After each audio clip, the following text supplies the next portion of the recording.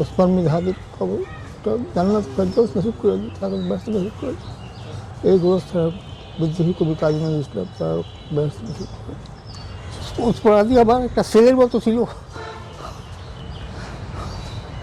মানে ইনসাফের কথা বলতো। শহীদ ওসমান বিন হাদি ইনসাফের কথা বলতো,